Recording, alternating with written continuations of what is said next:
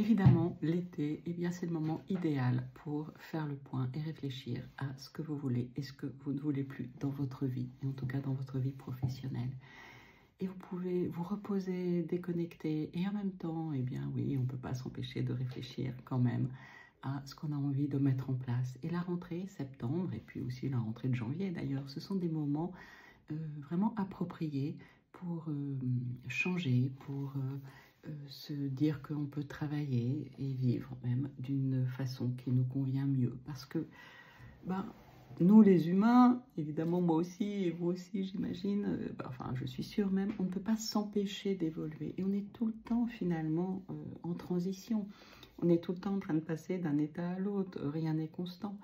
Et encore plus les femmes, je pense que comme on a tendance plus évidemment à avoir la charge mentale et à s'occuper de nos enfants, de notre famille, eh bien quand on a des enfants, c'est tout un autre cycle. Quand ils grandissent, à chaque âge, on doit s'adapter. Et puis quand ils partent, quand ils sont grands, déjà c'est un autre rythme. Et puis quand ils sont partis, c'est aussi encore une autre étape de la vie. Et les rentrées de septembre sont très différentes. Moi, j'ai mis quelques années à me rendre compte qu'il ne fallait rien que je mette d'important professionnellement en septembre parce que, mine de rien, la rentrée, les enfants quand ils sont petits et les inscrire aux activités, enfin bon, tout ça, hein, finalement, ça prend quasiment un mois quand on travaille à plein temps. Et par contre, j'ai mis aussi quelques années à me rendre compte que maintenant, ils ne sont plus là et que mon mois de septembre, il peut être totalement libre et totalement dégagé. Et d'ailleurs, c'est ce que je vais préparer. Alors, pas pour cette rentrée, parce que j'ai déjà des journées prévues, planifiées depuis un an de Woman Impact. Mais pour la rentrée prochaine, je vais me dégager septembre. Et par contre, je vais proposer un nouveau genre de stage pour aussi les femmes qui sont libres en septembre. Voilà, parce qu'on n'est pas obligé de rentrer quand on n'a plus besoin de rentrer, en fait. Voilà. Donc, comment préparer sa rentrée? Eh bien, il y a plein de choses possibles pour vous. Et puis, ça peut être vraiment le bon moment donc pour changer de façon de travailler. Ce qui est toujours intéressant, c'est de gagner du temps dans son travail et toujours déléguer ou arrêter de faire ce qui nous embête, ce qui n'y est pas du tout dans notre zone de génie, ni dans notre zone d'excellence et qui nous draine notre énergie.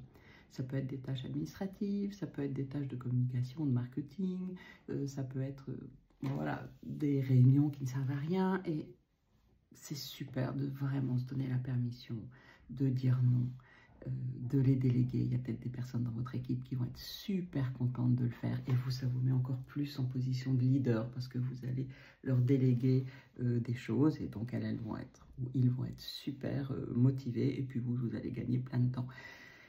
Et ce qui est important, c'est de retrouver vraiment la maîtrise de son emploi du temps et de pouvoir aussi au quotidien ou à la semaine ou au mois, vous mettre des plages dans votre emploi du temps où il n'y a rien.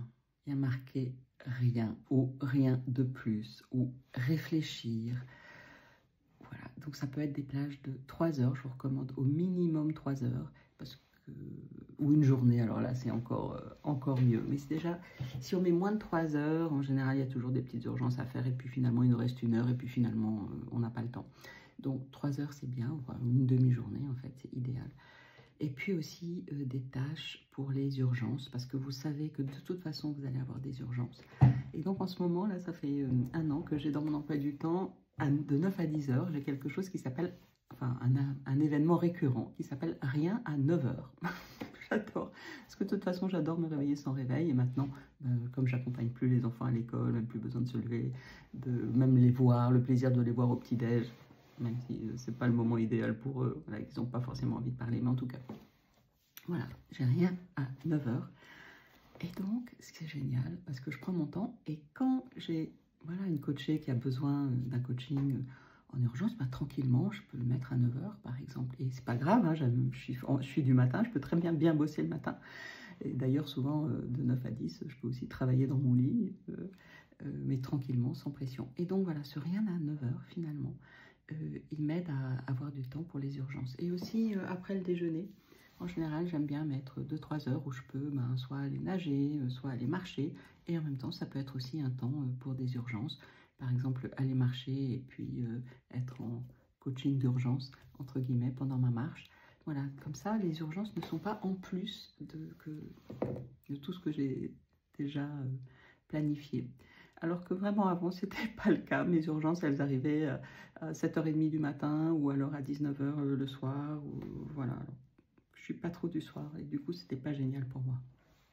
Donc voilà, vous pouvez vraiment reprendre la main sur votre emploi du temps et puis l'annoncer d'une façon très simple. Ça peut être, eh ben voilà, cette rentrée, j'ai décidé de changer de façon de travailler, donc voilà, à 9h, pas de réunion. Par contre, je peux être au bureau et si vous avez envie de venir me voir, mon bureau est ouvert. Voilà, ça peut être ça par exemple. Ou bah non, bah, j'arriverai à 10h parce que de 9 à 10, eh bien, je suis dans l'organisation, dans la réflexion, ou bien j'ai des rendez-vous avec, j'ai des petits déjeuners tous les matins. Voilà, vous pouvez raconter ce que vous voulez, peu importe.